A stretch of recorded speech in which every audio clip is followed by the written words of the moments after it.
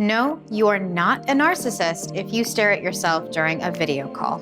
Your brain is actually hardwired to do so. Hi, and welcome to Headspace. I'm Dr. Sahar Yousef. I'm a cognitive neuroscientist and a professor at UC Berkeley's Haas School of Business. This past year, we've spent more time in front of screens for work than ever before. While virtual meetings have kept us productive and connected to our colleagues, it's also created an overwhelming new problem: video fatigue. Today, I'll be discussing the science behind why video calls are so taxing on the human brain and our energy levels. I'll also share some practical solutions that you and your team can implement to limit energy drain and ensure you're effectively using your time on video.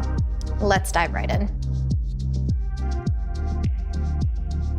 Stanford's Virtual Human Interaction Lab released the first ever empirical study on video fatigue and found that the phenomenon is driven by four main causes.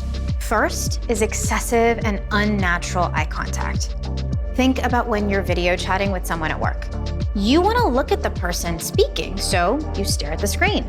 But your camera is further up, so the eye line is not quite right. And on the other side, the person you're talking to is doing the same thing back at you. So in the background of your meeting, your brain is actually panicking and burning more energy, trying to process the fact that there's no direct eye contact. In terms of human evolution, your brain interprets this as a possible threat, like something is off in this interaction. While there's no real solve for this with our current technology quite yet, there's one thing you can do to help minimize the brain drain, and that's opting for speaker view in your settings. This means not looking at a grid filled with rows and rows of faces.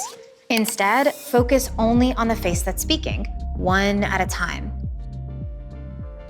The second and most vicious cause of video fatigue is constantly staring at our own image while we're speaking to others. You see, there's an area of the brain called the fusiform face area, or the FFA for short.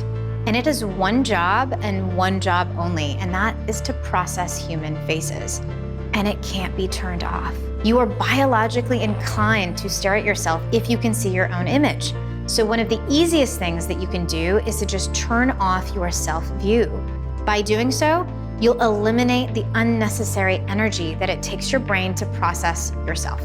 Next is the lack of mobility. In-person meetings give us the opportunity for a more natural range of motion, to engage in conversation or to just get comfortable. But for video calls, we're packed into a square.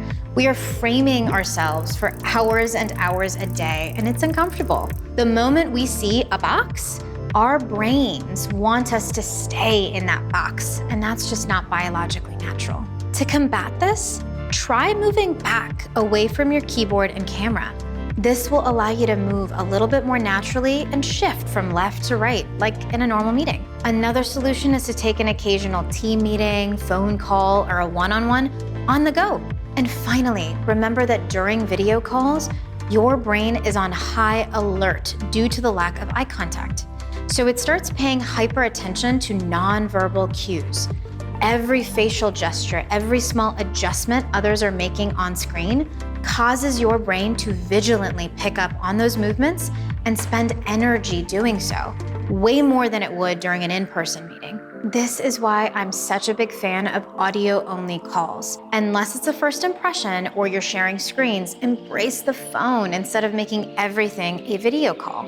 So if it's a meeting, you can dial in and put it on speaker while you sit at your desk so you don't need to keep processing faces. Now, let's get into some of my other favorite tips to help decrease video fatigue and increase your energy and efficiency.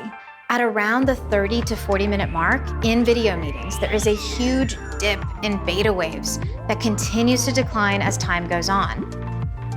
Your brain is saying, I've hit my limit.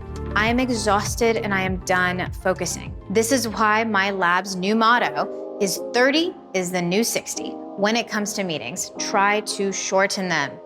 Unless it's a collaborative brainstorm or a strategic working session, you need a very good reason to schedule a full 60-minute video meeting. So before setting up your next meeting, ask yourself a few important questions. What is the purpose of this meeting? What's the outcome that I am driving towards? Next, who actually needs to be there? And finally, ask yourself, how much time do I really need? If you only need 15 minutes, schedule only a 15-minute meeting. I highly recommend taking a short break every 30 minutes or so to give your brain a rest. I have a 10-second routine that I do in between my back-to-back meetings, and it's this. Close your eyes for 10 seconds, and with your thumb or fingers, give yourself a light massage around the temples, your jawline, your head. Closing your eyes for even that short amount of a time massively increases what are called alpha waves in the brain, which are a marker of restfulness. Your performance and your concentration will measurably improve in the following meetings if you take a short rest.